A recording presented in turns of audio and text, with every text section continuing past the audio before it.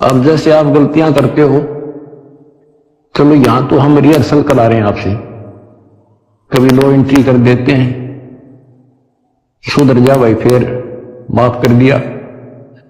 लेकिन हमारी सतलोक से नो एंट्री हो रही है,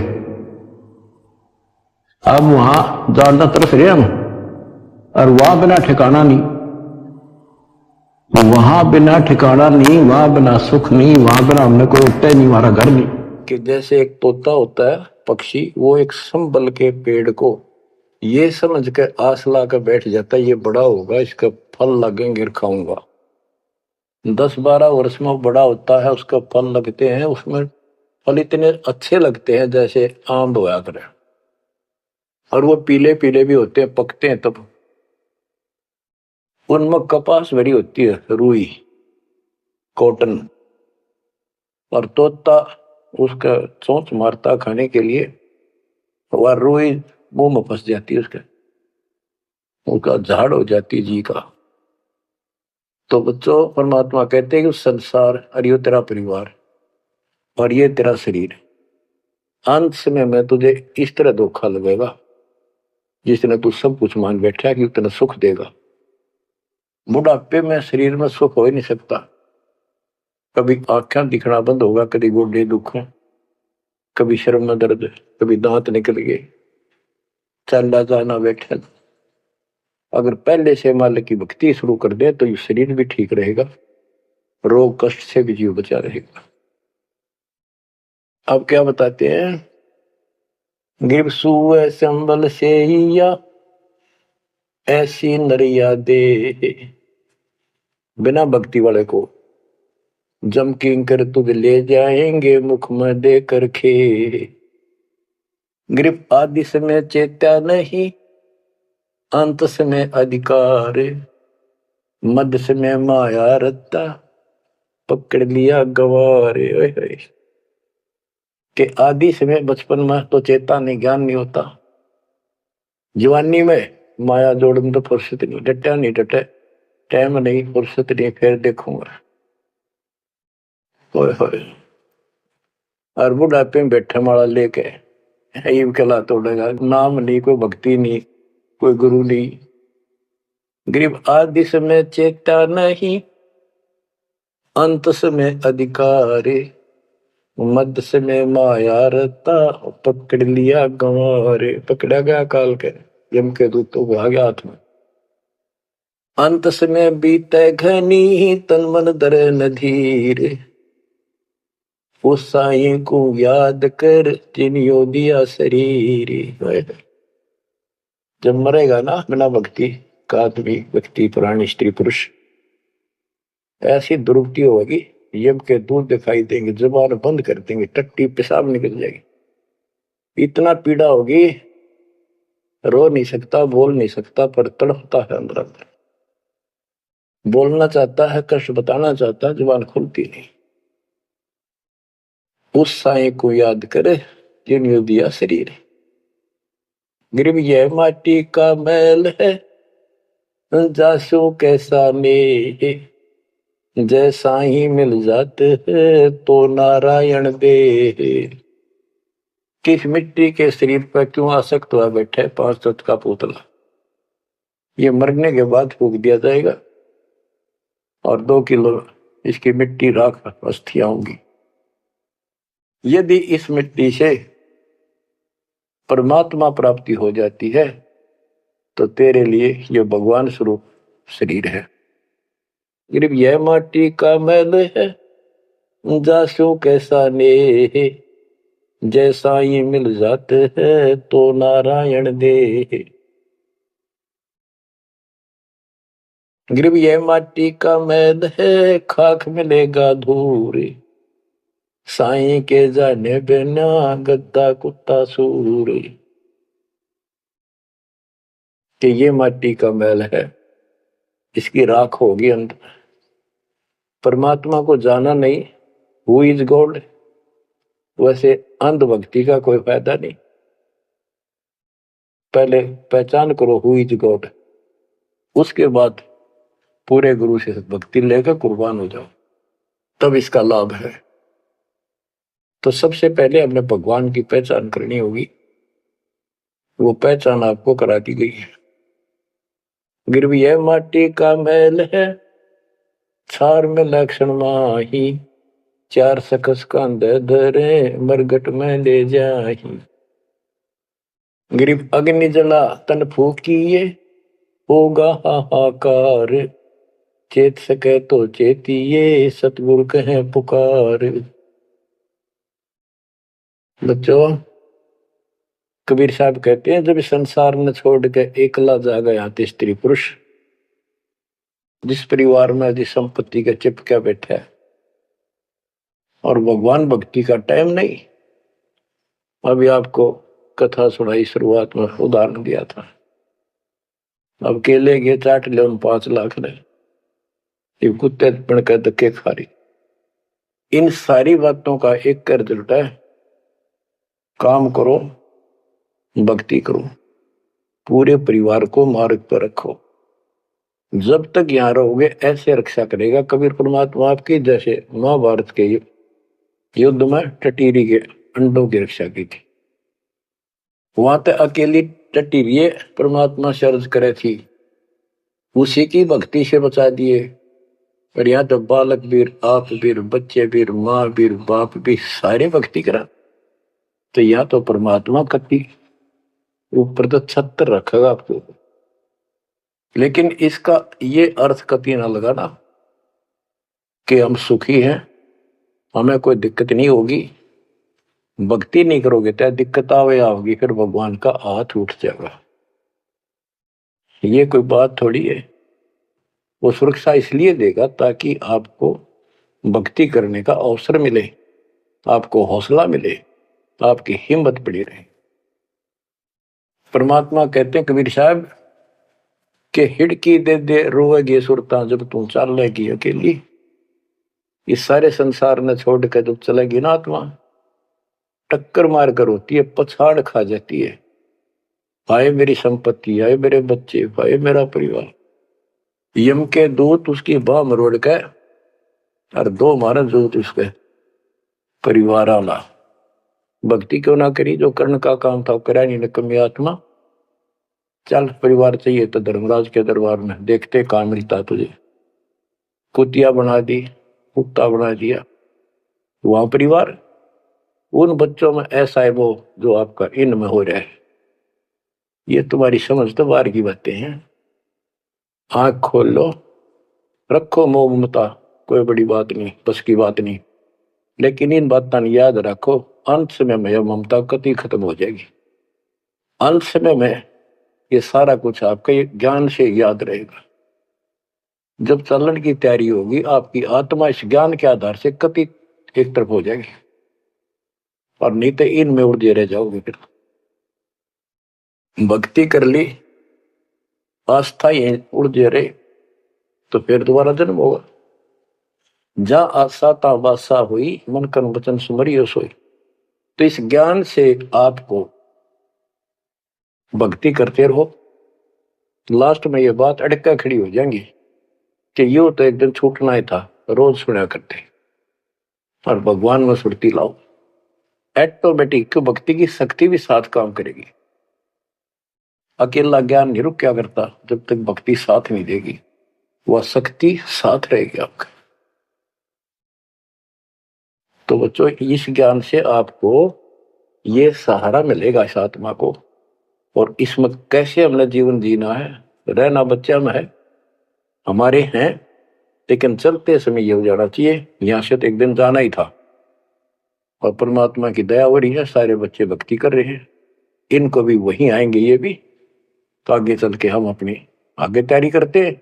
जैसे यहाँ तैयारी की, यहाँ बच्चे होते गए, परिवार बन गया। ये तो नासवान है, कभी मर जाएंगे, और वहां अमर परिवार होगा, अमर शरीर होगा। तो ये भावना मन में दृढ़ हो जानी चाहिए, सच्चाई है ये। तो फिर मरती आना दिक्कत नहीं आएगी, और संसार छोड़ते समय कति दुख नहीं होगा कि ये बच्चे सारे भक्ति कर रहे, डट के कर रहे। अब हम आगे चलेंगे तो वहां तैयारी करेंगे, ये फिर वहां आते रहेंगे। अब और तो कहीं जा नहीं सकते, सीधे वहां आएंगे। वह अविनाशी शरीर अविनाशी परमात्मा, ना सोग, ना कोई रोग, ना कोई दुख, ऐसा स्थान मिलेगा। तो बच्चों, परमात्मा को याद रखो। ये समय बार बार नहीं मिलेगा, तो आपको इतना गजब अजब का ज्ञान दिया जा रहा है। परमात्मा आपकी रक्षा करे, आपको मोक्ष दे, आपकी दृढ़ता भगवान के प्रति दृढ़ हो, आपकी अज्ञानता का नाश हो, आपको मल्ल की याद रहे। सत्साहिब। तो आइए देखते हैं संत रामपाल जी महाराज जी के ज्ञान को पुस्तक जीने की राह पेज नंबर 149 से। अध्याय गरुड़ बोध का सारांश कबीर सागर में 11वां अध्याय गरुड़ बोध पृष्ठ 65 पर है। परमेश्वर कबीर जी ने धर्मदास जी को बताया कि मैंने विष्णु जी के वाहन पक्षी राज गरुड़ जी को उपदेश दिया, उसको सृष्टि रचना सुनाई, अमरलोक की कथा, सत्पुरुष की महिमा सुनाकर गरुड़ देव अचंभित हुआ। अपने कानों पर विश्वास नहीं कर रहे थे, मन मन में विचार कर रहे थे कि मैं आज यह क्या सुन रहा हूँ। मैं कोई सपन तो नहीं देख रहा हूँ, मैं किसी अन्य देश में तो नहीं चला गया हूँ। जो देश और परमात्मा मैंने सुना है वह जैसे मेरे सामने चलचित्र रूप में चल रहा है। जब गरुड़ देव इन ख्यालों में खोए थे तब मैंने कहा, हे पक्षी राज, क्या मेरी बातों को झूठ माना है? चुप क्यों हो गए हो? प्रश्न करो। यदि कोई शंका है तो समाधान कराओ। यदि आपको मेरी वाणी से दुख हुआ हो तो क्षमा करो। मेरे इन वचनों को सुनकर खगेश की आंखें भर आई और बोले कि हे देव, आप कौन हैं? आपका उद्देश्य क्या है? इतनी कड़वी सच्चाई बताई है जो हजम नहीं हो पा रही है। जो आपने अमरलोक में अमर परमेश्वर बताया है, यदि यह सत्य है तो हमें धोखे में रखा गया है। यदि यह बात असत्य है तो आप निंदा के पात्र हैं, अपराधी हैं। यदि सत्य है तो गरुड़ आपका दास खास है। परमेश्वर कबीर जी ने धर्मदास जी को बताया कि मैंने कहा, हे गरुड़ देव, जो शंका आपको हुई है यह स्वाभाविक है, परंतु आपने संयम से काम लिया है, यह आपकी महानता है। परंतु मैं जो आपको अमर पुरुष तथा सत्यलोक की जानकारी दे रहा हूँ वह परम सत्य है। मेरा नाम कबीर है, मैं उसी अमर लोक का निवासी हूँ। आपको काल ब्रह्म ने भ्रमित कर रखा है। यह ज्ञान ब्रह्मा, विष्णु तथा शिव जी को भी नहीं है। आप विचार करो गरुड़ जी, जीव का जन्म होता है, आनंद से रहने लगता है, परिवार विस्तार होता है, उसके पालन पोषण में सांसारिक परंपराओं का निर्वाह करते करते वृद्ध हो जाता है। जिस परिवार को देख देख कर अपने को धन्य मानते हैं, उसी परिवार को त्याग कर संसार छोड़कर मजबूरन जाना पड़ता है। स्वयं भी रो रहा है, अंतिम श्वास गिन रहा है, परिवार भी दुखी है। यह क्या रीति है? क्या यह उचित है? गरुड़देव बोले, यानी गरुड़ देव बोले, हे कबीर देव, यह तो संसार का विधान है, जन्मा है तो मरना भी है। परमेश्वर जी ने कहा कि यह क्या कोई मरना चाहता है? क्या कोई वृद्धावस्था पसंद करता है? गुरुदेव का उत्तर, नहीं। परमेश्वर कबीर जी ने कहा कि यदि ऐसा हो कि न वृद्ध अवस्था हो न मृत्यु हो तो कैसा लगे? गुरुदेव जी ने कहा कि कहना ही क्या, ऐसा हो जाए तो आनंद हो जाए, परंतु यह तो ख्वाबी ख्याल यानी सौपन विचार जैसा है। हे धर्मदास, मैंने कहा कि वेदों तथा पुराणों को आप क्या मानते हो, सत्य या असत्य? गुरुदेव जी ने कहा, परम सत्य।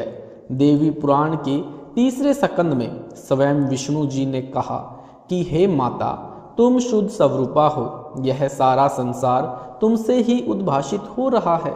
मैं ब्रह्मा तथा शंकर आपकी कृपा से विद्यमान है। हमारा तो आविर्भाव यानी जन्म तथा तिरोभाव यानी मृत्यु हुआ करता है। परमेश्वर कबीर जी के मुख कमल से ऐसी पुख्ता यानी ऐसे पुख्ता प्रमाण यानी स्टिक प्रमाण सुनकर गुरुदेव चरणों में गिर गए, अपने भाग्य को सराह रहे और कहा कि जो देव सृष्टि की रचना ब्रह्मा विष्णु महेश तथा दुर्गा देवी तथा निरंजन तक की उत्पत्ति जानता है, वह ही रचनहार परमेश्वर है। आज तक किसी ने ऐसा ज्ञान नहीं बताया। यदि किसी जीव को पता होता, चाहे वह ऋषि मैं ऋषि भी है तो अवश्य कथा करता। मैंने बड़े बड़े मंडलेश्वरों के प्रवचन सुने हैं, किसी के पास यह ज्ञान नहीं है। इनको वेदों तथा गीता का भी ज्ञान नहीं है। आप स्वयं को छुपाए हुए हो, मैंने आपको पहचान लिया है। कृपा करके मुझे शरण में ले लो परमेश्वर। परमेश्वर कबीर जी ने गरुड़ से कहा कि आप पहले हमें स्वामी श्री विष्णु जी से आज्ञा ले लो कि मैं अपना कल्याण कराना चाहता हूँ। एक महान संत मुझे मिले हैं, मैंने उनका ज्ञान सुना है। यदि आज्ञा हो तो मैं अपना कल्याण करा लूँ। मैं आपका दास नौकर हूँ, आप मालिक हैं। हमें सब समय इकट्ठा रहना है। यदि मैं छिपकर दीक्षा ले लूँगा तो आपको दुख होगा। गरुड़ ने ऐसा ही किया, विष्णु जी से सब बात बताई। श्री विष्णु जी ने कहा, मैं आपको मना नहीं करता, आप स्वतंत्र हैं। आपने अच्छा किया, सत्य बता दिया, मुझे कोई ऐतराज नहीं है। कबीर परमेश्वर ने कहा कि हे धर्मदास, मैंने गरुड़ को प्रथम मंत्र दीक्षा 5 नाम यानी कमलों के खोलने वाले प्रत्येक देव की साधना के नाम की दी थी। गुरुदेव ने कहा कि हे गुरुदेव, यह मंत्र तो इन्हीं देवताओं के हैं, अमर पुरुष का मंत्र तो नहीं है। परमेश्वर कबीर जी ने कहा कि ये इनकी पूजा के मंत्र नहीं है, ये इन देवताओं को अपने अनुकूल करके इनके जाल से छूटने की कुंजी यानी की है। इनके वशीकरण मंत्र हैं। जैसे भैंसे को आकर्षित करने के लिए यदि उसको भैंसा भैंसा करते हैं तो वह आवाज करने वाले की ओर देखता तक नहीं। जब उसकी वशीकरण नाम पुकारा जाता है, हुर हुर, तो वह तुरंत प्रभाव से सक्रिय हो जाता है, आवाज करने वाले की ओर दौड़ा आता है। आवाज करने वाला व्यक्ति उससे अपनी भैंस को गर्भ धारण करवाता है। इसी प्रकार आप यदि श्री विष्णु जी के अन्य किसी नाम का जाप करते रहें, वे ध्यान नहीं देते। जब आप इस मंत्र का जाप करोगे तो विष्णु देव जी तुरंत प्रभावित होकर साधना की सहायता करते हैं। ये देवता तीनों लोकों यानी पृथ्वी, स्वर्ग तथा पाताल के प्रधान देवता हैं। ये केवल संस्कार कर्म लिखा ही दे सकते हैं। इस मंत्र के जाप से हमारे पुण्य अधिक तथा भक्ति धन अधिक संग्रहित हो जाता है। उसके प्रतिफल में ये देवता साधक की सहायता करते हैं। इस प्रकार इनकी साधना तथा पूजा का अंतर समझना है। जैसे अपने को आम खाने हैं तो पहले मेहनत मजदूरी नौकरी करेंगे, धन मिलेगा तो आम खाने को मिलेगा। नौकरी पूजा नहीं होती, उस समय हमारा पूज्य आम होता है। पूज्य की प्राप्ति के लिए किया गया प्रयत्न नौकरी है। इसी प्रकार अपने पूज्य परमेश्वर कबीर जी हैं तथा अमरलोक है। उसके लिए हम श्री ब्रह्मा, श्री विष्णु, श्री शिव, श्री गणेश तथा श्री दुर्गा जी की मजदूरी करते हैं, साधना करते हैं, पूजा परमेश्वर की करते हैं। गरुड़ जी बड़े प्रसन्न हुए और इस अमृत ज्ञान की चर्चा के लिए श्री ब्रह्मा जी से मिले। उनको बताया कि मैंने एक महर्षि से अद्भुत ज्ञान सुना है, मुझे उनका ज्ञान सत्य लगा है। उन्होंने बताया कि आप यानी ब्रह्मा, विष्णु तथा शिव नाशवान हो, पूर्ण करतार नहीं हो। आप केवल भाग्य में लिखा ही दे सकते हो। आप किसी की आयु वृद्धि नहीं कर सकते हो। आप किसी के कर्म कम अधिक नहीं कर सकते।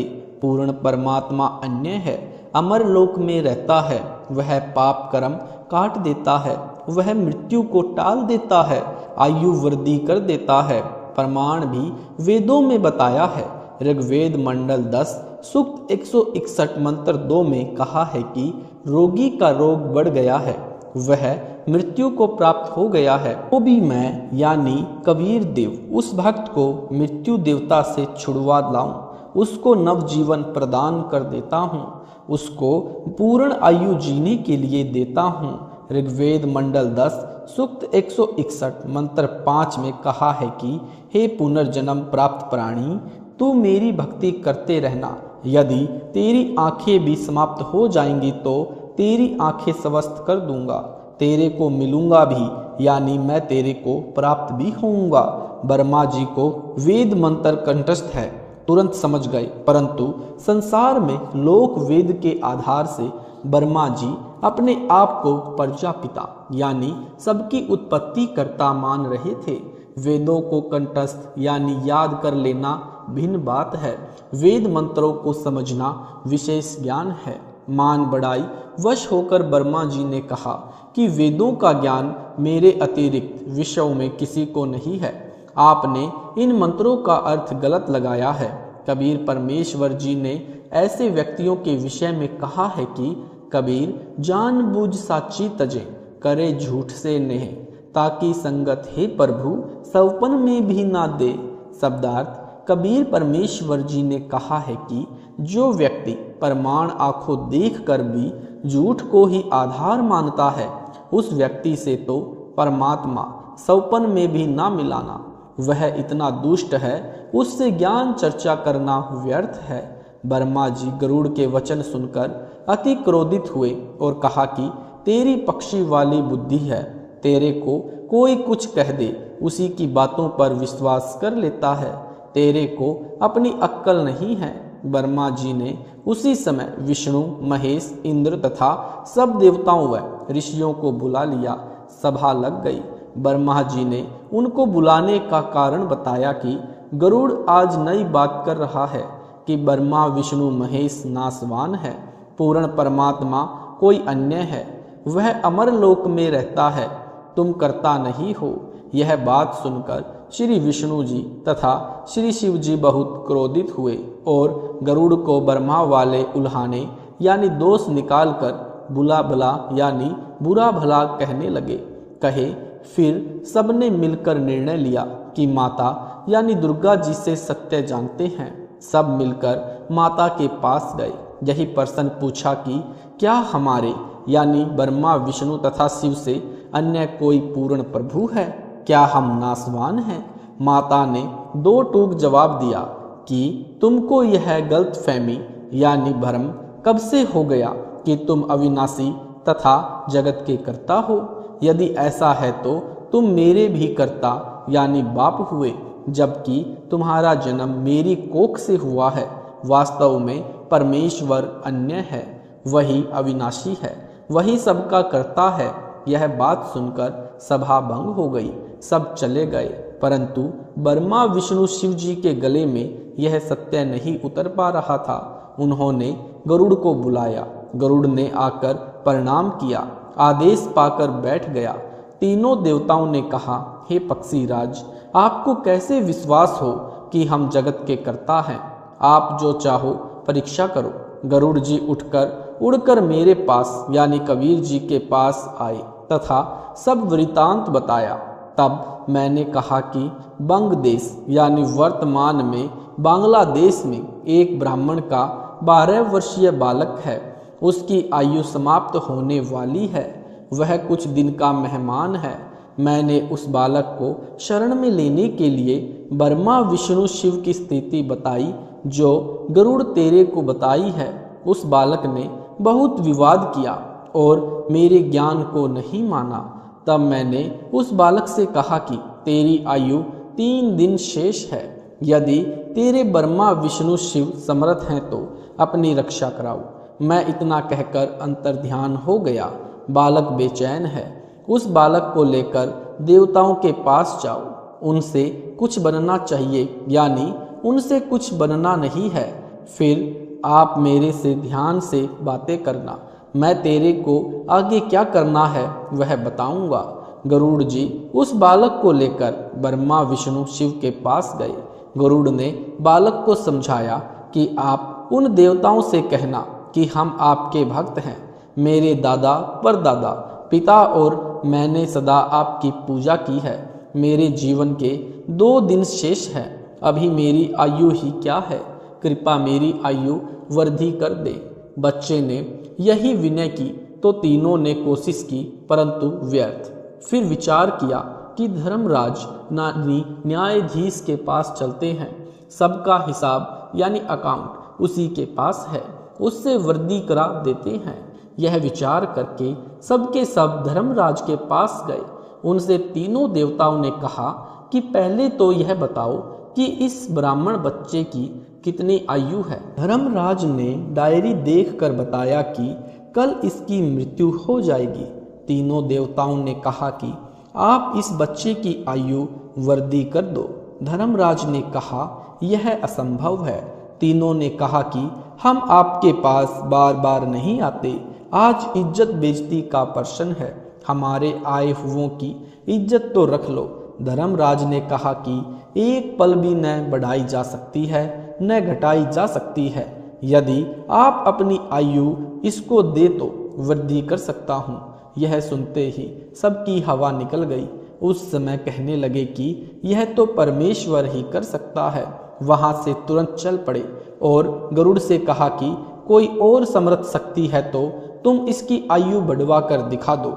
गरुड़ ने कबीर जी से ध्यान द्वारा संपर्क किया। परमेश्वर कबीर जी ने ध्यान द्वारा बताया कि आप इसके लिए मानसरोवर से जल ले आओ। वहां एक श्रवण नाम का भक्त मिलेगा, उसको मैंने सब समझा दिया है, आप अमृत ले आओ। गरुड़ जी जैसी आज्ञा हुई वैसा ही किया। अमृत लाकर उस बच्चे को पिला दिया। उस बालक के पास मैं गया। गरुड़ ने उसे सब समझा दिया कि अमृत तो बहाना है, ये स्वयं परमेश्वर है, इन्होंने जल मंत्रित करके दिया था। बालक तुम दीक्षा ले लो, इस अमृत से तो 10 दिन जीवित रहोगे। बालक ने मेरे से दीक्षा ली। जब बालक 15 दिन तक नहीं मरा तो गरुड़ ने तीनों ब्रह्मा विष्णु तथा शिव जी को बताया कि वह बालक जीवित है, मेरे गुरु जी से दीक्षा ले ली है। उन्होंने उस बच्चे को पूर्ण आयु जीने का आशीर्वाद दे दिया है। ब्रह्मा विष्णु महेश तीनों फिर धर्मराज के पास गए, साथ में गरुड़ भी गया। तीनों देवताओं ने धर्मराज से पूछा कि यह बालक कैसे जीवित है, उसको मर जाना चाहिए था। धर्मराज ने कहा, यानी धर्मराज ने उसका खाता देखा तो उसकी आयु लंबी लिखी थी। धर्मराज ने कहा कि यह ऊपर से होता है, यह तो कभी कभी होता है, उस परमेश्वर की लीला को कौन जान सकता है। तीनों देवताओं को आश्चर्य हुआ, परंतु मान बढ़ाई के कारण प्रत्यक्ष देखकर भी सत्य को माना नहीं। अपना अहम भाव नहीं त्यागा। गरुड़ को विश्वास अटल हो गया। कबीर राज तजना सहज है, सहज क्रिया का ने, मान बढ़ाई ईर्ष्या दुर्लभ तजना ये। शब्दार्थ, अध्यात्म ज्ञान के अभाव के कारण मानव को कुछ असाध्य बुराई घेर लेती है, जैसे मान बढ़ाई ईर्ष्या। मान बढ़ाई का अर्थ है पद या धन के अहंकार के कारण सम्मानित व्यक्ति। ये दोनों यानी सम्मान के कारण बड़पन यानी मान बढ़ाई तथा ईर्ष्या ऐसी बुराई है, इनके अभिमान में अंधा होकर इन्हें भी नहीं छोड़ता। राज त्याग सकता है, स्त्री को त्याग सकता है, परंतु इन दोनों को त्यागना कठिन है। इस गरुड़ बोध के अंत में वासुकी नाग कन्या वाला प्रकरण गलत तरीके से लिखा है। इसमें गरुड़ को गुरु पद पर चित्रार्थ कर रखा है। वह ऐसा नहीं है। जो भी किया परमेश्वर कबीर जी ने किया। अब पढ़ें कुछ अमृत वाणी गरुड़ बोध से। धर्मदास वचन। धर्मदास विनती करे, सुनहु जगत आधार, गरुड़ बोध वेद सब, अब कहो ततव विचार। शब्दार्थ, धर्मदास जी ने परमेश्वर कबीर जी से गरुड़ देव जी के बारे में ज्ञान जानने की इच्छा से निवेदन किया कि हे संसार के धारण करने वाले परमात्मा, मुझे गरुड़ देव पक्षी के विषय में यथार्थ ज्ञान बताने की कृपा करें। सतगुरु वचन यानी कबीर वचन। प्रथम गरुड़ सो भेंट जब बहू, सत साहब में बोल सुनाऊं, धर्मदास सुनो कहू बुझाई, जेही विधि गरुड़ को समझाई। शब्दार्थ, कबीर परमेश्वर जी ने धर्मदास जी को बताया कि जब मैं प्रथम बार गरुड़ से मिला तो मैंने सत साहिब बोला, हे धर्मदास सुनो, जिस प्रकार गरुड़ को समझाया वही विधि बताता हूँ। गरुड़ वचन। सुना बचन सत साहब जब ही, गरुड़ प्रणाम किया तब ही, शीश निवाए तीन पूछ जाहे, हो तुम कौन कहाँ से आए। शब्दार्थ, जब गरुड़ पक्षी ने सत साहिब वचन सुना उसी समय प्रणाम किया, सिर झुकाकर मुझसे पूछा, कि आप कौन हो, कहाँ से आए हो। ज्ञानी यानी कबीर वचन, कहा कबीर है नाम हमारा, तत्व ज्ञान देने आए संसारा। सत्य पुरुष है कुल का दाता, हम वाका सब भेद बताता। सत्यलोक से हम चली आए, जीव छुड़ावन जग में प्रकटाए। शब्दार्थ, कबीर ने कहा कि मैंने गरुड़ को बताया कि मेरा नाम कबीर है। संपूर्ण विश्व को तत्व ज्ञान यानी यथार्थ अध्यात्म ज्ञान प्रदान करने आया हूँ। मैं सतलोक यानी सनातन परम धाम से चलकर आया हूँ। काल जाल से जीवों को छुड़वाने के लिए जग में प्रकट हुआ हूँ। सत्य पुरुष कुल का मालिक है, सबका पोषण करने वाला है, सबका दाता है। मैं उसका संपूर्ण भेद बताता हूँ। गरुड़ वचन, सुनत बचन अचंभो माना, सत्य पुरुष है कौन भगवाना। प्रत्यक्ष देव श्री विष्णु कहावे, 10 अवतार धरी धरी जावे। शब्दार्थ, कबीर जी ने बताया कि गरुड़ ने सत्य साहिब बोला सुना तो आश्चर्य किया और पूछा कि यह कौन परमात्मा है। अध्यात्म ज्ञान से स्पष्ट है कि श्री विष्णु परमात्मा है, वही 10 अवतार धारण करके पृथ्वी पर आता है। ज्ञानी यानी ज्ञानी वचन, कबीर साहिब जी के वचन। तब हम कहाए सुनो गरुड़ सुजाना, परम पुरुष है पुरुष पुराना यानी आदि का। वह कबू न मरता भाई, वह गर्भ से देह धरता नाही। कोटि मरे विष्णु भगवाना, क्या गरुड़ तुम नहीं जाना। जाका ज्ञान वेद बतलावे, वेद ज्ञान कोई समझ न पावे। जिसने कन्हा सकल विस्तारा, ब्रह्मा विष्णु महादेव का सृजनहारा। जुनी संकट वह नहीं आवे, वह तो साहिब अक्षय कहावे। शब्दार्थ, कबीर जी ने कहा कि हे सजन गरुड़ सुनो, यह सत्य पुरुष यानी परम पुरुष आदि परमात्मा है, यानी सदा का भगवान है। वह कभी नहीं मरता तथा न गर्भ से जन्म लेता है। हे गरुड़, क्या आपको पता नहीं कि करोड़ों विष्णु मर चुके हैं। जिस परम अक्षर पुरुष का ज्ञान वेदों में बताया है, उस वेद के ज्ञान को ठीक से कोई समझ नहीं सका। जिसने सर्व ब्रह्मांडों का विस्तार किया है, जिसने ब्रह्मा विष्णु तथा शिव की उत्पत्ति की है, वह परमात्मा 84 लाख योनियों के संकट में नहीं आता। वह तो अविनाशी कहा जाता है। सत साहिब जी, अगर आपको ये वीडियो अच्छा लगा तो वीडियो को लाइक करें, शेयर करें, कमेंट करें। ऐसे ही वीडियो देखने के लिए YouTube पर हमारे चैनल सतलोक संत रामपाल जी महाराज जी चैनल को सब्सक्राइब जरूर करें। सत साहिब जी, मिलते हैं अगली वीडियो के साथ।